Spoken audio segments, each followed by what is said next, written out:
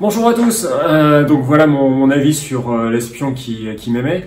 Donc après trois grands films, Diamant éternel, Vivre et laisser mourir et L'homme au pistolet d'or, réalisés par le brillantissime Guy Hamilton, où on abordait quand même des sujets de fond, les dangers de la chirurgie esthétique sur les diamants, le rôle des minorités en Amérique du Nord, les conséquences de la crise énergétique en Asie du Sud-Est. Bref, on avait un peu d'enjeu. Là, on se retrouve avec un film qui est quand même ultra balisé, qui n'est rien moins qu'un remake de On ne vit que deux fois.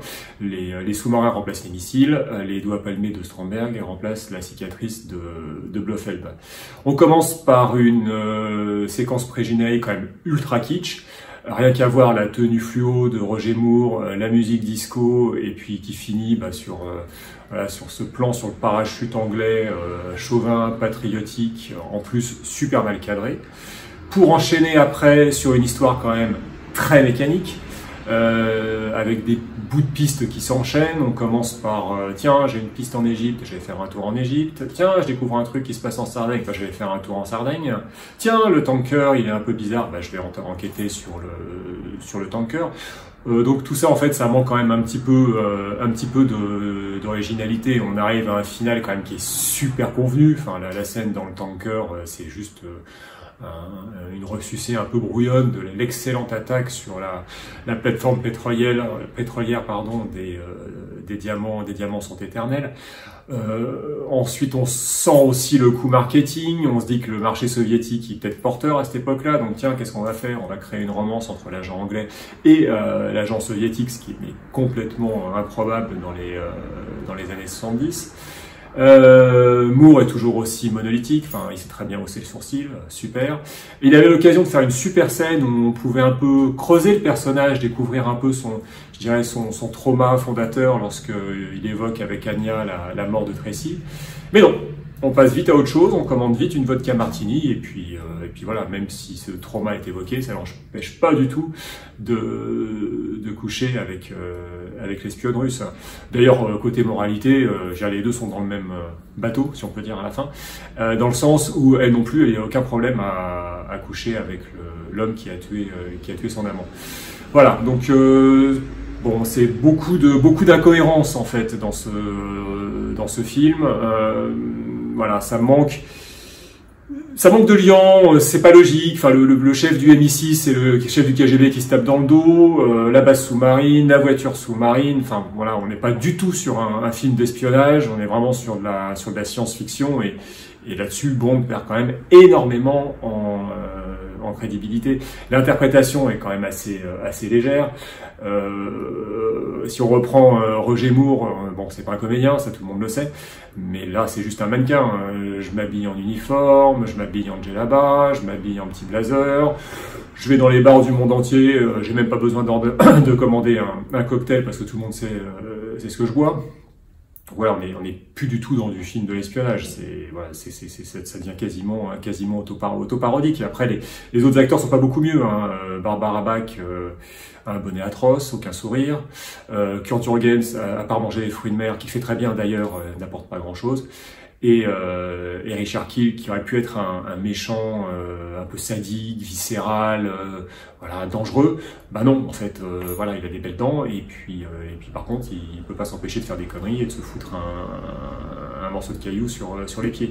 Non, franchement, ce film, c'est pas sérieux. Je vais être honnête, en découvrant L'espion qui m'aimait en 1977, quand j'avais 14 ans, jamais j'aurais pensé que James Bond puisse prendre autant de place dans ma vie. 45 ans après, il est toujours là, comme un ami, quelqu'un, une présence, un membre de ma famille. Et quand je l'ai découvert, j'ai trouvé ça fascinant. Je l'ai vu un mercredi, le film m'a tellement plu que j'ai demandé à mon père de pouvoir aller le revoir le samedi suivant. Il avait cherché une pièce de 5 francs dans son porte-monnaie, en cuir à l'époque. Et c'est la première fois que j'allais revoir un film. Je suis tombé totalement, comme diraient les Canadiens, en amour avec ce film.